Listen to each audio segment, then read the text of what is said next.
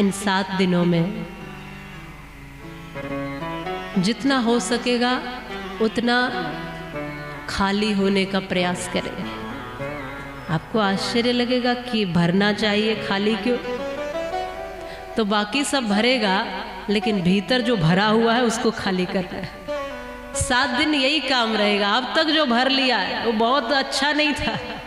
जो भी भरा है, काम, क्रोध, लोभ, मोह, अहंकार, ईर्ष्या, द्वेष, विकार, जो ऐसे विचार जो आपको नकारात्मकता देते हैं, जो ऐसे विचार जो आपको कमजोर करते हैं, जो ऐसे विचार जो आपको कहीं ना कहीं शिथिल कर देते हैं, उन सबको त्याग करके खाली होना होगा। और फिर इसमें एक ही चीज भरनी होगी, शिव तत्व को, परम तत्व को। हर ओर से मजबूती मिलेगी। फिर इन 7 संहिताओं में सबसे पहली जो संहिता है विद्येश्वर संहिता, भगवान की स्तुतियाँ, उपासनाओं के बारे में, साधनाओं के बारे में वर्णन है, कृपा के बारे में वर्णन है। कथा का जैसे शुभारंभ होता है वैसे ही कथा का शुभारंभ अन्य कथाओं के जैसे ही शिव महापुराण का शुभारंभ होता है, जिसमें प्रयाग क्षेत्र में शौनकादि ऋषि सूत जी से प्रश्न करते हैं और सूत जी शौनकादियों को समाधान देते हैं। हर व्यक्ति इस दुनिया में दुखी है, परेशान है, अतृप्त है, अशांत है। इसीलिए शांति के लिए, तृप्ति के लिए, कल्याण के लिए, दुखों की निवृत्ति के लिए, सुख के लिए, थोड़ी देर शांति के लिए कुछ तो चाहिए ऐसा जिससे वो शांत हो सके। तो जो भी अब तक आप कर रहे हो वो आपको तृप्ति भी नहीं देता और शांति भी नहीं देता है। क्या जितना भी कमा लोगे उससे शांत हो जाओगे? जितना भर भी कमा लोगे उससे शांत नहीं होंगे।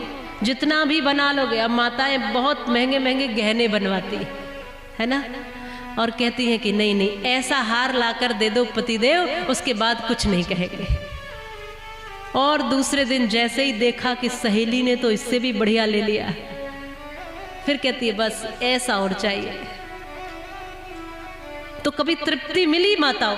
बोलो, नहीं मिली ना, क्योंकि ये तृप्ति दे ही नहीं सकते।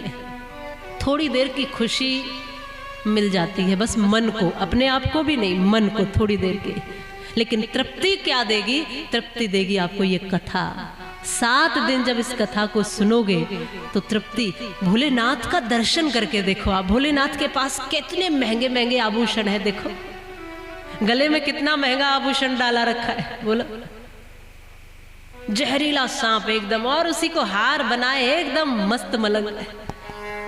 गले में हार भी डाला है तो कैसा, बिल्कुल सबसे अलग। कोई पहनना चाहेगा? तुम्हें हार चाहिए हीरे मोती सोने चांदी के, और कहते भोलेनाथ के जैसा होना है। अरे भोलेनाथ ने कानों में बिच्छू लटका रखे हैं भाई,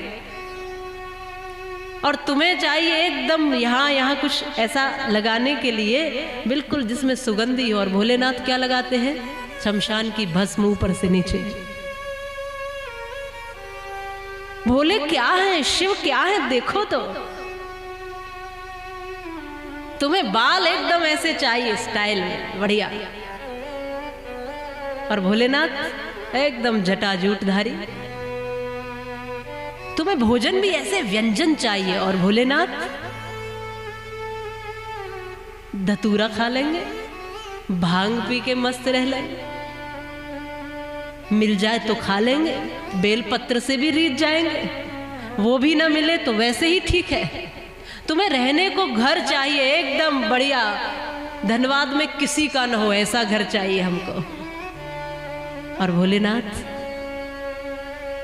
कैलाश पर मगन रहते हैं, उनको किसी बाहर के साधन से खुशी नहीं मिलती है। कोई ऐसी चीज उनके जीवन में नहीं है जो उनको निराश कर सके और जो उनको खुश कर सके। कुछ हो तो भी खुश, और कुछ ना हो तो भी खुश है। बहुत बड़ी सीख है महादेव का जीवन हम सब के लिए। हम छोटी छोटी बातों पर दुखी है ना, हम छोटी छोटी बातों पे परेशान हैं, अतृप्त है। ये ऐसा क्यों नहीं हुआ, बस इसी बात से परेशान है कि मेरे मन मुताबिक ऐसा नहीं हुआ। लेकिन भोलेनाथ सबसे अलग है। और सच कहूँ तो जो भोलेनाथ के भक्त है, वास्तविक भक्त है, वो भी सबसे अलग ही होते हैं। वो एकदम संतुष्ट, जब उनको डमरू बजाना है तब डमरू बजाते हैं, जब त्रिशूल उठाना है तब त्रिशूल उठाते हैं, जब समाधि में जाना है तो कई सालों तक समाधि में चले जाते हैं, और जब गृहस्थ में जाना है तो माँ भगवती के साथ में उस पूरे जीवन को भी जीते हैं, उस दुनिया को भी जीते हैं। ऐसा जीवन है जिसमें भूत प्रेत, नाग, किन्नर, जीव जंतु, जानवर, पशु पक्षी सब उनके अपने हो जाते हैं। ऐसा जीवन है कि भोलेनाथ किसी को अस्वीकार नहीं करते। अगर आपके मन में ये भाव आया है कि मुझे सब कुछ स्वीकार है, तो समझना कि आप भोलेनाथ के भक्त हैं और उनकी सानिध्य में।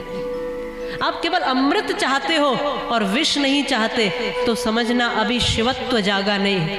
जो विष को भी पचाने की क्षमता रखता है वो है शिव, और शिव की सानिध्य में वही लोग आए जो जहर पीने की भी हिम्मत रखते हैं। शिव की सानिध्य में वही लोग आए जो सब मुश्किलों को भी सहन करना जानते हैं, दुखों में मुस्कुराना जानते हैं, कष्टों में उलझना नहीं, कष्टों से सुलझना जानते हैं। वही शिव के आराधक बने, उपासक बने, जो शिव के जैसा होना जानते हैं। कुछ है तो भी मगन, कुछ नहीं है तो भी मगन।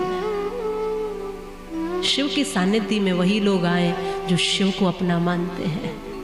कुछ ऐसा नहीं है जो सब, जिन लोगों को सब ठुकरा देते हो ना, उनको भगवान शिव अपना लेते हैं। कोई रोगी है, कमजोर है, भूखा है, गरीब है, दुखी है, जैसे भर भी है, जो भी जीव है धरती पर, जो भी प्राणी है, जिन सांपों और बिच्छुओं को आप जहरीला मानकर दूर करते हो, उनको वो उतने ही नजदीक कर लेते हैं और वो कुछ भी नहीं बिगाड़ते महादेव का।